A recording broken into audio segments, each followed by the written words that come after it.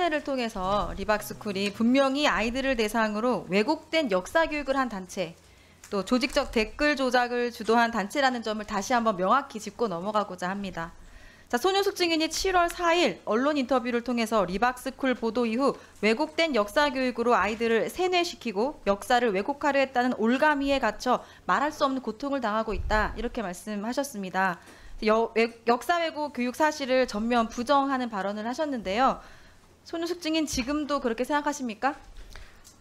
예, 역사 왜곡이 구체적으로 어떤 역사를 왜곡했다고 하는 것인지 저는 그 부분이 동의가 안 됩니다. 예, 그럼 제가 보여드리겠습니다. PPT 틀어주세요.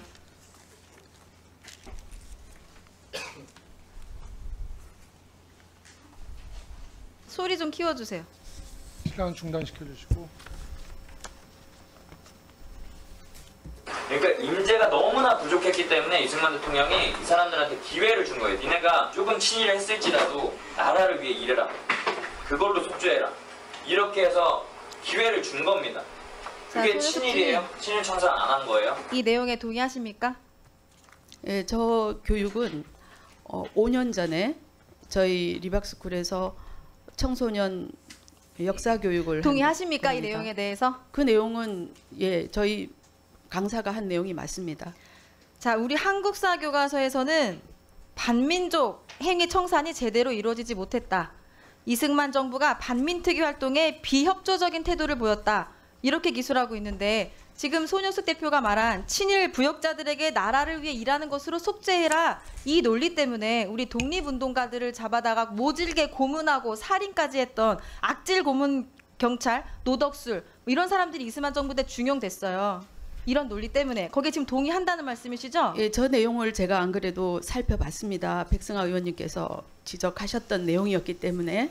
그런데 상당히 왜곡이 돼 있습니다. 왜냐하면 전후에 있는 문장은 다 잘라버리고 저 내용만 말씀을 하셨는데, 이 내용에 동의한다, 그렇게 말씀하시는 예, 거죠? 그래서 저 청년 시간이 강사가 모자라서 했던 다음 것은, 영상으로 넘어가겠습니다. 예. 자, 3.15 부정선거를 일으킬 수밖에 없었던 이유를 뭐라고 리박스쿨이 가르쳤는지 틀어주십시오. 3.15 선거는 왜 부정선거가 됐을까요? 왜 부정을 일으킬 수밖에 없었을까? 4번. 맞습니다. 답은 4번입니다. 이기붕 후보의 당선이 불안해서. 네. 부정을 자, 지키고 3.15 부정선거는 이승만 정부가 이기붕을 대통령, 그러니까 부통령에 당선시키기 위해서 3월 15일에 부정을 저지른 거죠. 명백한 부정선거이자 이승만 정부가 장기 집권하고 독재하려는 또 부정 사태, 우리 교과서는 그렇게 가르치고 있거든요. 근데 리박스쿨은 명백히 사건의 본질을 왜곡해서 가르쳤습니다. 이렇게 리박스쿨이 아이들 대상으로 친일파를 옹호하고 독립운동가의 헌신을 깎아내리고 심지어 3.15 부정선거까지 옹호하는 왜곡된 역사적 사실을 교육했습니다. 이건 굉장히 일부에 불과해요. 근데 본인이 억울하게 마녀 사냥을 당했다고 지금 국감장에 나와서 지금 본회의 여기 청문회에 나와서 나 심신미약이다, 내가 왜곡된 사실로 지금 마녀 사냥을 당하고 있다, 그렇게 피해자 코스프레 하실 때가 아니에요. 아니요, 잘못한 것을 잘못이라고 말한 게 어떻게 마녀 사냥입니까? 의원님 한 말씀 드리겠습니다. 아니, 지금 제가 말할 타임이고요. 아까 또 그렇게 말씀하셨죠. 나는 그렇게 영향력이 있고 중요한 사람이 아니다, 왜 나한테 이런 질의를 하느냐, 오전 질의에 그렇게 말씀을 하셨는데요.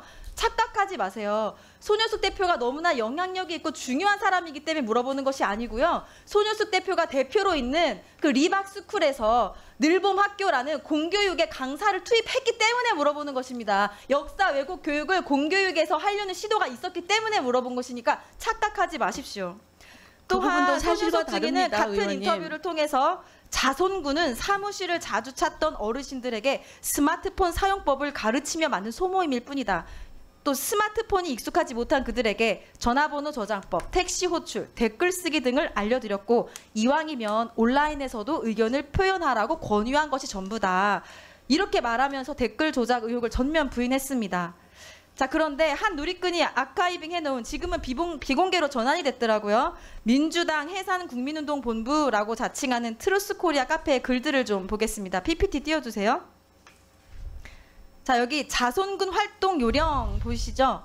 네이버 아이디 계정을 만든다, 한 기사에 쓸 수 있는 댓글 수 3개가 최대, 뭐 이런 식으로 쭉 활동 내용이 나와요. 자, 이 자손군 활동 요령, 리박스쿨과 무관한 문서입니까? 예, 저것은 60대, 70대 저 같은 사람 무관한 문서입니까? 리박스쿨하고 예, 저희는 시니어들에게 스마트폰 활용법을 가르치면서 그 중에 하나가 저렇게 SNS에 자기 의견을 올리는 법을 저희가 가르쳐 드리는 겁니다. 네, 이 문서 좌측 상단 보십시오. 리박스쿨 자유손가락 군대라고 써 있습니다. 방금 손윤숙 대표가 말한 대로 리박스쿨의 문서입니다. 자, 다음은 리박스쿨 늘봄 손효숙 카테고리의 글입니다. 저번 주 자손군이 만들어낸 배댓글입니다. 지난 한 주간 대략 100개 정도의 댓글을 작성, 2만 1000개가량의 공감을 받으며 30개가 넘는 배댓글을 만들어냈습니다. 자, 손효숙 대표가 운영한 자손군 활동과 무관합니까? 자손군 활동가들이 저렇게 해서 배웠다가 그것을 아마 실적 자랑을 하기 위해서 올렸던 걸로 저는 봅니다만. 예, 그러면 자손군이 단순 어르신들 소모임이라고 주장할 수 없는 증거들이죠. 어르신들이 SNS를 하기 시작하면서 이제 여론 조성법을 따라서 예, 배운 대로 활동을 하신 증거죠. 자, 이렇게 리박스쿨은 명확히 아이들에게는 왜곡된 역사 교육 한 단체, 또 조직적 댓글 조작을 주도한 단체입니다. 손윤숙 대표, 국민들 앞에 더 이상 호도할 생각하지 마세요. 들어가십시오. 저한테도 답변할 기회를 좀 주시면 아니, 아까 답변 고맙겠습니다. 다 하셨습니다. 제가 마지막에 좀 드릴 테니까요. 일단 들어가 계세요. 네. 네, 알겠습니다. 자, 그러면 언론 보도에 따르면 손효숙 대표가 보유한 직책만 최소 10곳에 달하는데요. PPT 띄워주세요. 조직적, 계획적으로 다방면에서 제도권 진입을 시도한 걸로 보입니다. 이 위에 극우 성향 단체 보이시죠? 아까 극우 단체라고 부르지 말고 우파라 불러달라고 하셨죠? 저는 반민족 친일 단체라고 부르겠습니다. 늘봄학교, 방과후학교, 청소년 지도 상담사, 고교 학점제 강사까지 양성하고 있어요. 고등학교까지 침투하려고. 자, 이런 손효숙 대표가 바로 교육부의